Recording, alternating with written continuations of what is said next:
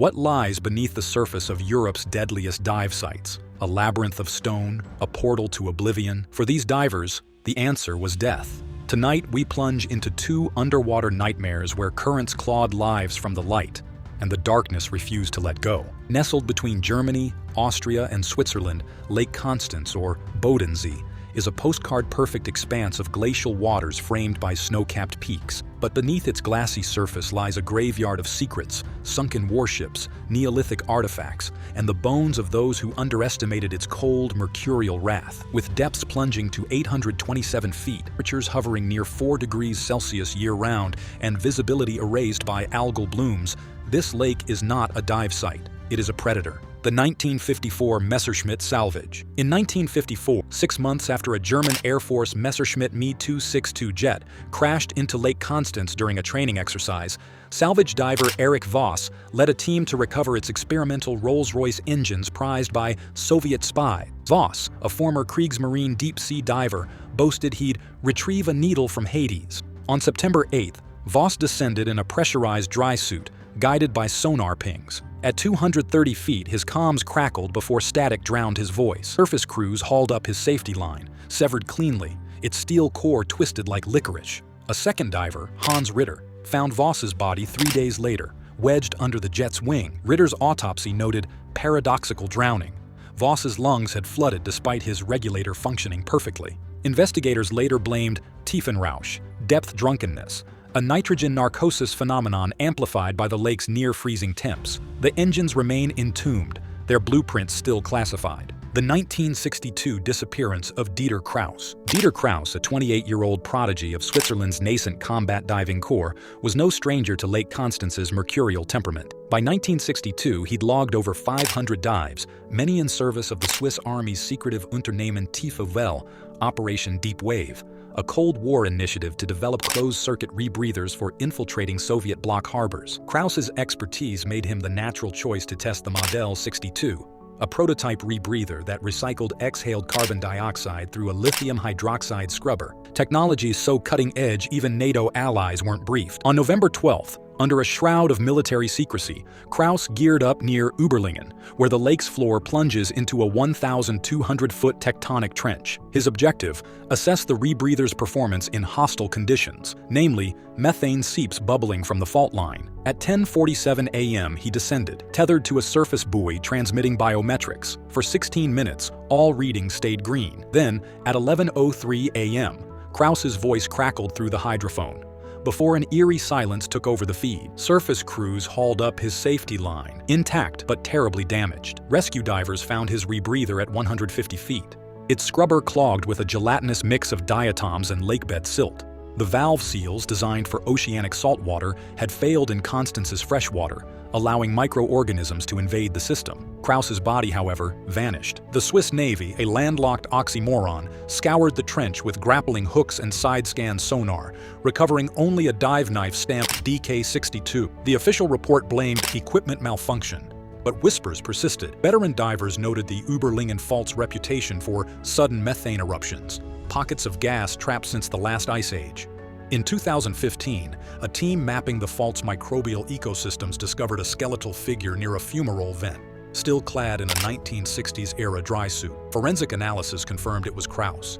His bones showed telltale marbleization from prolonged exposure to anaerobic bacteria, his skull tilted upward as if staring into the void that swallowed him. The Swiss Army quietly interred his remains in St. Gallen, but the Model 62's blueprints remain classified, a relic of Cold War ambition drowned in alpine brine.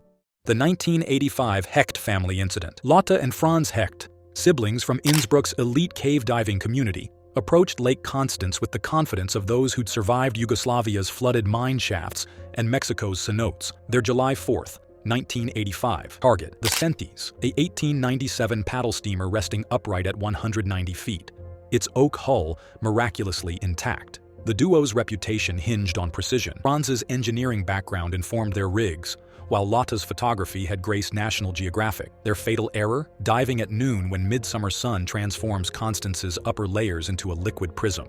Descending at 12:15 p.m., Lotta's UWATEC dive computer logged a textbook profile, 60 feet at 12:20, 120 feet by 12:28. Then, at 12:35, the log veered into madness.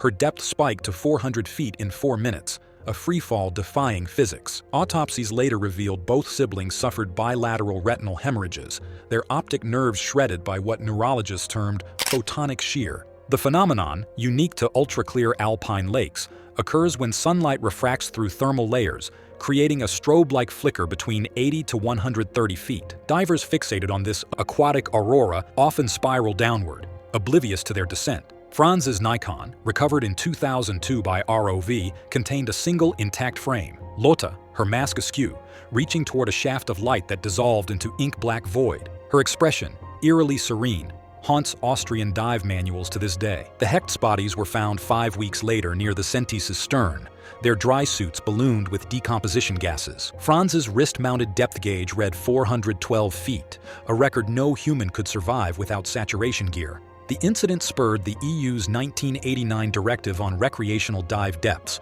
but locals tell a darker tale. Each July, Überlingen's fog curls into shapes some swear resemble two figures, locked in an endless fall toward light. The 1997 Silbersea salvage. Roland Metzger, a Frankfurt treasure hunter with a rap sheet longer than his salvage rope, didn't believe in ghosts, only gold. His target, the Silbersee, a 1944 Nazi barge scuttled off Ludwigshafen to hide 22 crates of Reichsbank bullion. Declassified Stasi files hinted at its coordinates, but Lake Constance's depths kept it secret until 1995, when sonar revealed a 130-foot wreck at 650 feet. Metzger, ever the opportunist, leased a Taucherkugel, a cigar-shaped submersible modified from East German spy tech. On March 14, 1997, Metzger and his pilot Klaus Adler descended in the Taucherkugel, its hull reinforced to withstand 1,000 psi. At 11:22 a.m., Adler radioed in to confirm all systems were green before screams and a sickening crunch terminated transmission. Rescue teams arriving 48 hours later found the submersible imploded, its titanium frame folded like origami. Adler's body, recovered 300 feet away, resembled a stomped beer can, per the coroner. Metzger's remains were fused to the pilot seat, his spine accordioned into a 32-inch column. Investigators initially blamed mechanical failure until geologists analyzed the debris. The Silbersee rested atop a methane hydrate deposit, a frozen mix of gas and water ice stable only below 500 feet. The sub's thrusters had heated the lake bed, triggering a phase shift. 10,000 cubic feet of methane erupted, destabilizing the trench walls. The resulting collapse generated a pressure wave equivalent to 12 tons of TNT, crushing the Taucherkugel in milliseconds. The German government sealed the site as a danger zone, but conspiracy theorists still whisper. In 2016, a rogue ROV survey detected metallic densities near the wreck, possibly gold, possibly another methane trap. As for Metzger, his ashes were scattered over the lake, an unexpected final resting place. The 2018 Junkers bomber discovery. In July 2018, Dr. Anke Müller, a marine archaeologist from the University of Constance, led a team to investigate a sonar anomaly near the Überlingen Fault, a jagged scar on Lake Constance's bed where Eurasian and African tectonic plates grind in slow motion. What they found defied expectation. A Junkers Ju 88A4 bomber, its fuselage intact, cockpit instruments gleaming, and wings splayed like a bird mid-flight. The plane, a relic of the legendary Night Witches squadron, had vanished during a 1944 raid on Swiss rail lines, its fate debated by historians for decades. Müller's ROV cameras revealed haunting details. A leather flight jacket draped over the co-pilot's seat, a thermos still lodged in a cup holder, and the pilot's altimeter frozen at 1,200 meters, the exact altitude recorded in Luftwaffe logs when radar contact was lost. Most chilling was the cockpit clock, stopped at 2:17 a.m., matching the distress call timestamp from Lake Constance's wartime Coast Guard. The bomber's pristine condition, preserved by near-freezing, oxygen-poor waters, made it a time capsule of terror, as Müller described it. But the lake guarded its prize. On October 9th, during a delicate artifact recovery operation, the ROV's tether snagged on the Junkers' starboard aileron. As engineers attempted to free it, sonar detected a silt avalanche cascading from the fault line, a common occurrence in active tectonic zones. When the cloud cleared, the wreck had vanished. Subsequent scans revealed a 30-foot fissure where the plane had rested, its collapse likely triggered by tremors from the fault's annual 1.2-centimeter shift. The discovery redefined Lake Constance's role in World War II history, proving it as both a battleground and a crypt. Miller's team published their findings in Marine Archaeology Review, but the bomber's final resting place remains unknown. The 2021 Anja Weber case. Anja Weber, a 34-year-old tech entrepreneur and freediving prodigy, viewed Lake Constance as the ultimate beta test. Her startup's flagship product, the Neptune Smart Suit, promised to revolutionize deep diving with AI-driven buoyancy control. Microcompressors in the wetsuit's lining adjusted trim in real time, while biometric sensors fed data to a neural network trained on 10,000 dive profiles. Weber's May 2021 attempt to break the lake's no-limits depth record, held since 1998 at 282 feet, was equal parts marketing stunt and personal obsession. On May 12th, she plunged near the Rhine inflow zone, where glacial meltwater collides with the lake's saline depths. For 90 seconds, the Neptune performed flawlessly, stabilizing her descent to 328 feet. Then, chaos. The AI, trained on oceanic salinity gradients, misread Constance's abrupt freshwater saline interface as a software glitch. It overcompensated,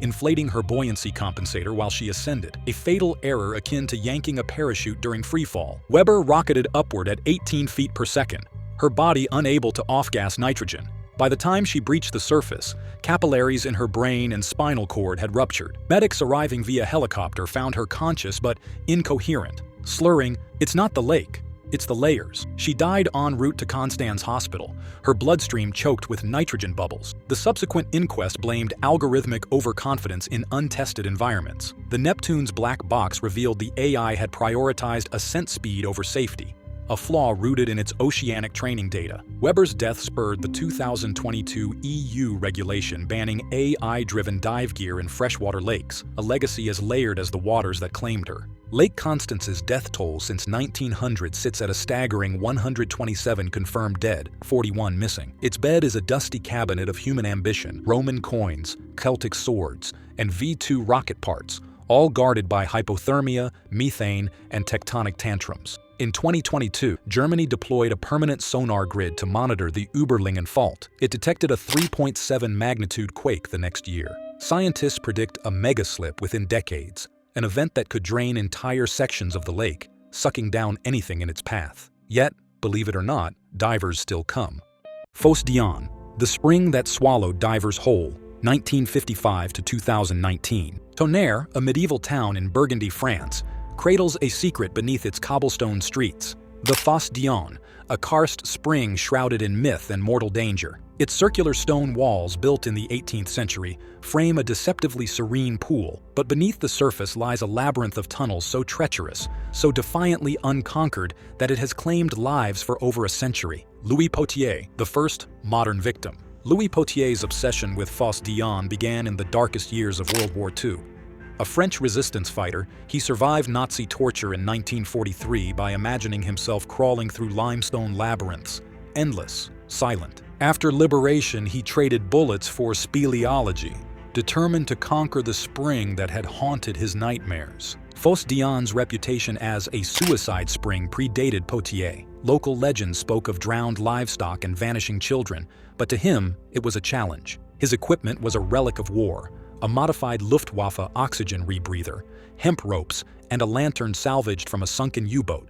He dismissed warnings of peasant superstition, convinced his survival instincts made him invincible. On October 12, 1946, at 11:17 a.m., Potier vanished beneath the spring's deceptively serene surface. His dive plan was simple: follow the current, mark progress with rope, and return before dark. Witnesses on the surface watched bubbles erupt for 20 minutes. A normal dive lasted 3. When silence fell, they tugged the rope, only to find it severed, its frayed end glowing faintly, as if scorched by flame. 5 days later, Potier's body washed up 2 miles downstream. His lungs collapsed from traumatic barotrauma. An autopsy revealed his ribs had fractured inward, crushing his heart. His journal, posthumously published, became a manifesto for the reckless. The spring is a war. To win, you must become stone. Potier's death ignited a paradoxical legacy. The mayor banned diving for a decade, but his words only lured more thrill-seekers to Suicide Spring.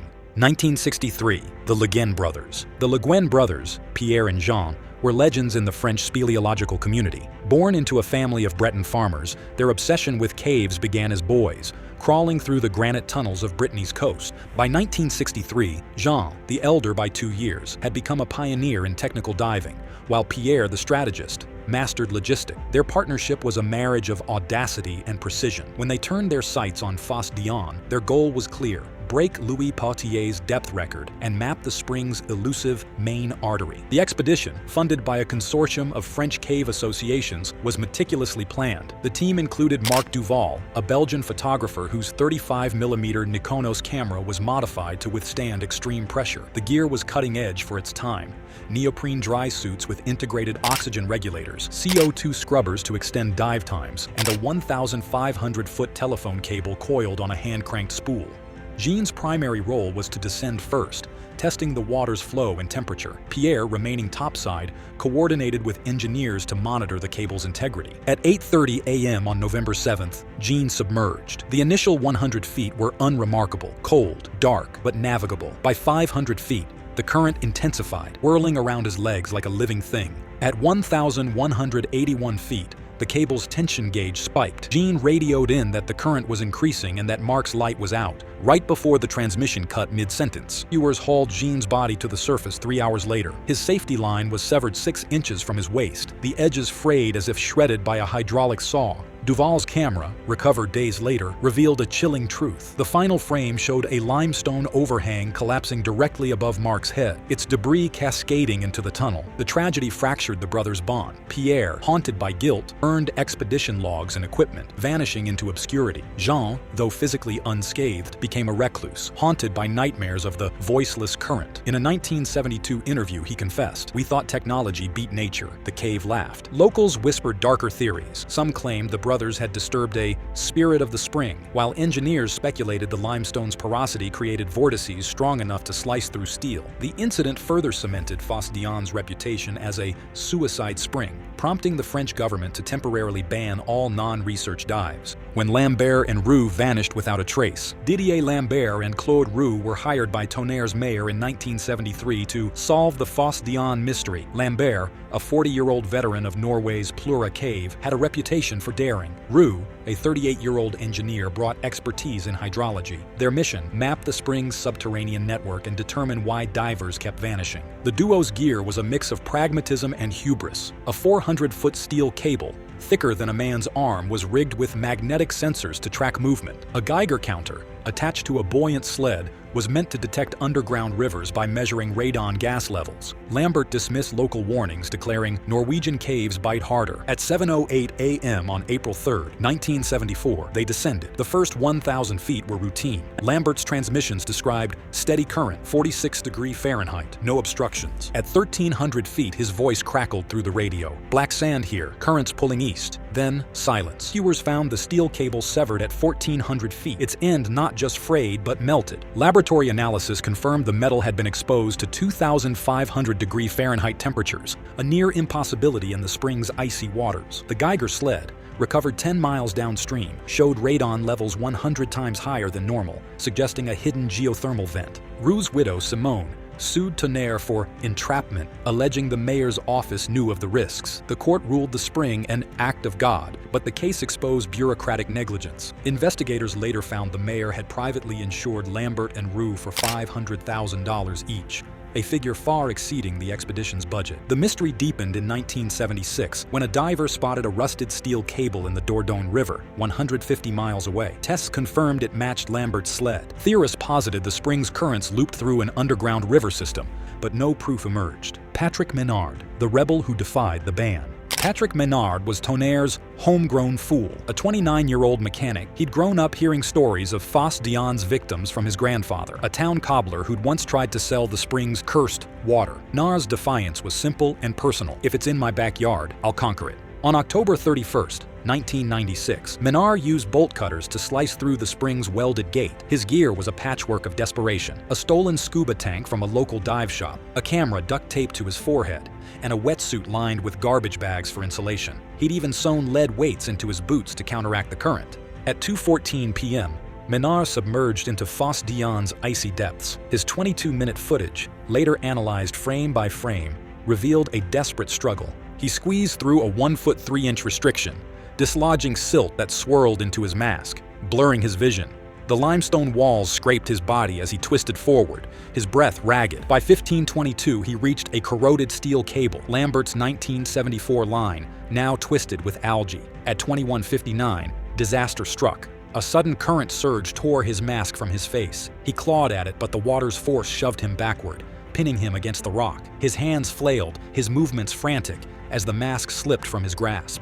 The footage ended abruptly, the camera tilting wildly before going dark. 3 weeks later, Menard's body was found wedged under a tourist walkway's support beam. The autopsy revealed a grim truth. Silt had clogged his airways, and his pelvis bore a fractured bone from a collision with the limestone. His final moments were a silent, suffocating battle against the cave's unyielding wrath. The incident sparked outrage. Tonnerre installed infrared cameras and fines for trespassers, but thrill-seekers still breached the gate. Menard's footage became a cautionary tool used in dive schools to illustrate the perils of arrogance. 2001, The Lost Students. The Lyon University geology students, Luc Girard, Émilie Costa, and Paul Lefort, were supposed to be the future of speleology. Instead, they became emblems of arrogance. On March 12, 2001, they ignored Fosse Dionne's reputation for a rite of passage, armed with rented wetsuits, a single dive computer, and a hand-drawn map copied from an online forum. Girard, the group's de facto leader, had mocked Tonnerre's overblown warnings. "It's just a spring. We'll be back by dinner," he told a cafe bartender. The trio's gear was a patchwork of student loans and secondhand stores. Their dive computer, a $200 model from a sporting goods outlet, couldn't withstand the spring's pressure. At 2:15 p.m. they entered. Security camera footage captured their laughter as they descended, unaware the current was already pulling them east. By nightfall, worried parents alerted police. Rescue teams found Girard's body at 200 feet, his tank valve jammed with silt, a clue no one understood until later. Costa and Lefort vanished, their gear scattered like debris. The tragedy exposed a deeper rot. The students' maps were copied from a 1980s caving blog, riddled with inaccuracies. The dive computer's owner later admitted it had been repaired with duct tape. The university faced lawsuits, but the real fallout came from within the caving community. In 2003, France's Loi Spéléo mandated permits, gear inspections, and criminal penalties for illegal dives. Yet the students' fate lingered in the cave's lore. In 2010, a diver claimed to see a wetsuit-clad figure in the depths, a rumor that still haunts Tonnerre. 2019, Pierre-Éric Dessaignes' final answer. Pierre-Éric Dessaignes was a man who turned equations into obsession. A MIT-trained hydrologist, he'd spent a decade mapping Fosse Dionne's currents using sonar data and climate models. His 2019 expedition, backed by National Geographic, deployed a $120,000 ROV and a titanium-reinforced wetsuit. "I'll solve the spring's mystery," he vowed, "or die trying." On February 14th, Dessaignes descended with the ROV, its camera live-streaming to a global audience. At 1,640 feet, a new depth record, the footage showed a vertical shaft plunging into darkness. The cave's walls were smooth, as if carved by a god's hand. Then, without warning, sediment surged, blinding the lens. Dessaignes resurfaced hours later, coughing blood, his lungs filled with silica particles. The ROV's final data revealed a paradox. The spring's currents defied gravity, flowing upward in sections. "It's alive," he muttered. "We're just slower losers." The dive's aftermath was a media circus. Scientists dissected his data, but Dessaignes retreated, haunted by the void. In 2023, Tonnerre's council approved limited research dives under military supervision. Dessaignes refused to participate. The spring doesn't want to be solved, it wants to be feared. Today, Fosse Dionne's toll stands at 14 deaths, 3 missing. The 2023 expedition enters this October. Will they heed the past, or will the spring claim its 15th?